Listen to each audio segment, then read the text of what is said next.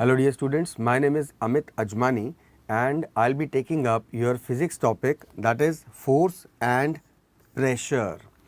Now first of all students, you have a basic idea about what exactly motion is. When we see around us, we see so many objects. A few of them are stationary, that means they are at a state of rest. Some are moving, right? So we say that certain objects are in motion while other are not in motion. Those which are in motion, if we observe, we will relate that their speed, their motion, their movement changes. At times they will speed up, their speed is going to increase, or their speed is going to decrease.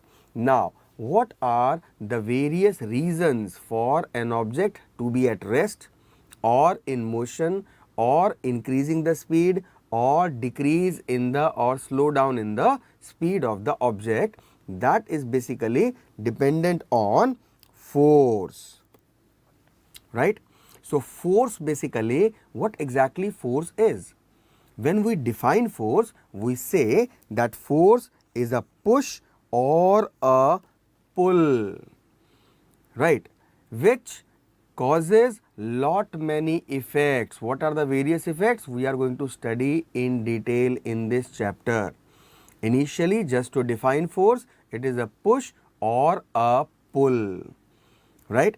This push or pull basically has many effects, like it can move a stationary object. If an object is kept stationary and we apply some force on it, it will start moving, right? It can slow down or increase the speed of a moving object. By applying force in the same direction, we can increase the speed, or by applying force in the opposite direction, we can decrease the speed of the object. Force can also stop a moving object. If an object is moving, then if we apply force in the opposite direction, we can stop the object. Force can change the direction of an object, right? Force can change the shape and size of an object. So these are the various things that we are going to study in this particular chapter, force and pressure, right? Now all the living things, when we are talking about living things, humans and the animals and the birds, all are included in that. Even the plants, all the living things, they show their body movements on their own, right? They move as per their own will. But the non-living objects, they cannot move on their own, and in order to bring about some movement, some motion in those objects, we need to do certain actions, like either we need to open or shut or kick or hit or lift or push or pull. If we want to move a stationary object, a non-living object, then in that case we need to do either of these processes, only then they are going to move. There are hundreds of examples we can take. For example, if you have to open a drawer, what you do is you are pulling it. Similarly, if you have to carry a bag, you are pulling it. But the opposite of it, if you want to close a drawer, you have to push it. When you have to make a football move, you have to hit it, you have to push it, right? So, if you pull or you push, only then that particular non-living object is going to show some motion to us, whether it is the opening of the drawer or the closing of the drawer, whether it is hitting the ball or hitting a golf ball or snooker ball, you apply certain actions of pushing and pulling and hitting, right? So that push and that pull that we are doing in order to bring about some motion in the object, that is known as force. So a push or a pull of an object is called a force. Got it? and the direction in which we are applying this push or pull, the direction in which we are applying the force is known as the direction of the force.